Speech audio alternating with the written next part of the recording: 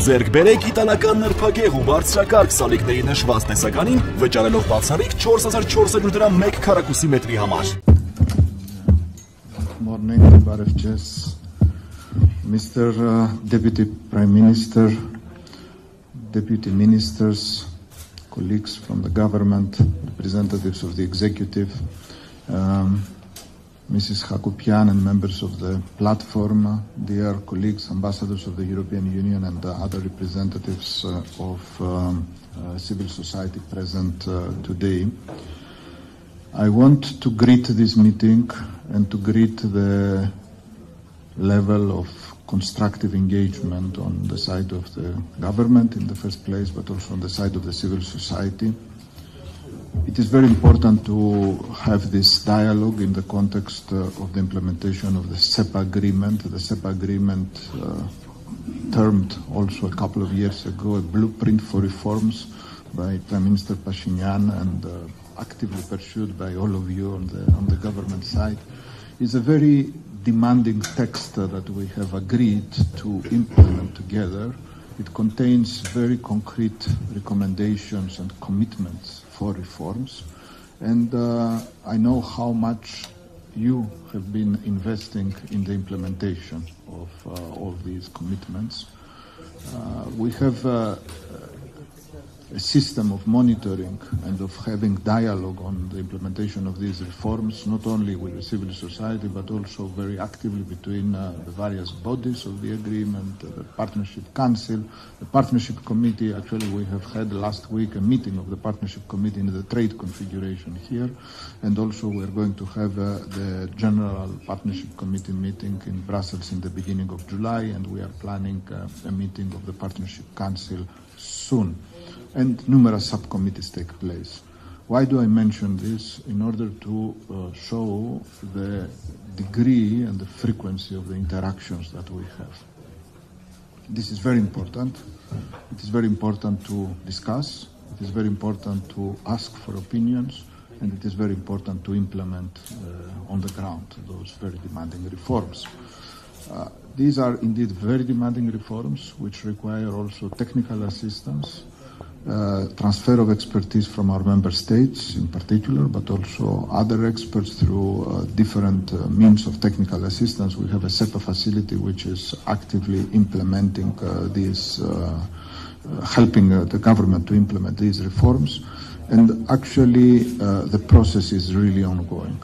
I see a huge motivation on the side of the government, and I'm very pleased to see also a very huge motivation on the side of the platform and the civil society, because it is also through this interaction, through your external recommendations as well, that the process can benefit and become even more sustainable. It is not easy to hold this type of dialogue all the time, but I think it is essential that we are all committed to a very strong and sustainable implementation of these reforms. We are now working together with the Armenian authorities, but the civil society is also part of this process, on the strengthening and deepening of EU-Armenia relations. A new partnership agenda is in the making. The negotiations are almost completed. And in this context, one of the main issues covered in this agenda is to use the full potential of the SEPA agreement. This is a joint commitment, and I'm sure that with this boost we are going to further accelerate the implementation of the SEPA agreement. Deputy Prime Minister mentioned the resilience of Armenia. This is a big priority for the European Union. Last year we presented a resilience and growth plan. This resilience and growth plan is in the process of being implemented with very concrete commitments to strengthen the economy, strengthen the society, strengthen the process of reforms, bring Armenia closer to Europe, and very concrete work is underway, for instance, in the area of trade, in the area of economic diversification, strengthening the quality standards for the private sector. But of course, this has to go hand in hand with the adoption of European standards in specific areas like intellectual property rights, consumer protection. Your report actually mentions many of them. I think it's a matter of organizing our dialogue, organizing our work, organizing our resources in such a way as to be efficient based on this huge commitment that we have on both sides. The Deputy Prime Minister mentioned also the visa liberalization dialogue. This is another new strand of our cooperation. Actually, the SEPA agreement foresees it. It is very, very significant that last year we took a decision to move forward with this dialogue last year in July. The work is underway. There are very concrete strands of cooperation, very concrete areas of reforms, and the European Union is actively working in the context also of the dialogue, interacting with the Armenian authorities on the preparation of the visa liberalization action plan, which will guide the reforms in this particular area. We also work in areas like security sector, border management, biometric documents, protection of personal data. Again, your report gives some assessment and also some recommendations in all these areas.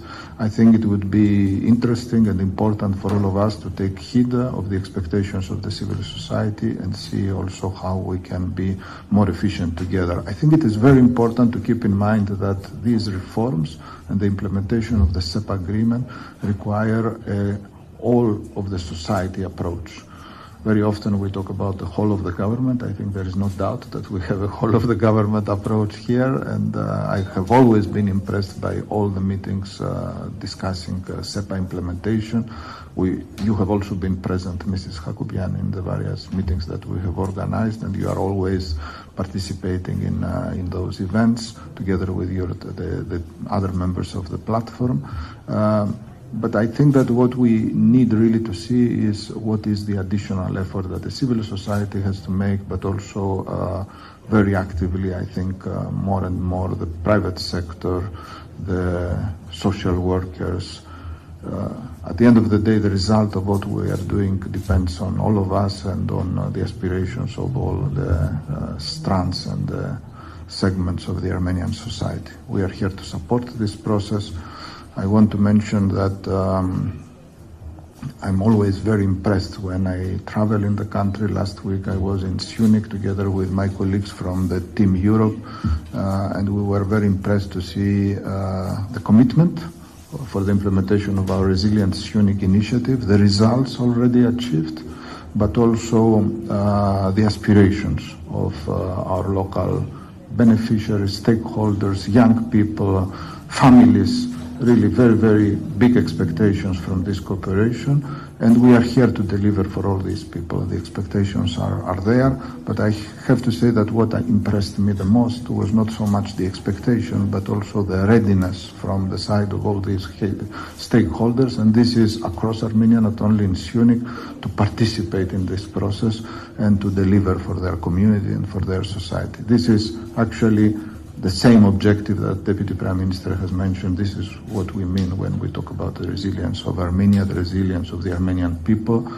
It's difficult times for the world, it's difficult times for this region, but I'm so encouraged when I see how much we are all focused on delivering. Thank you very much, and we are looking forward to hear from you today about the findings of the report, but mainly to work together, to continue working together to deliver. Snorha Kalucci.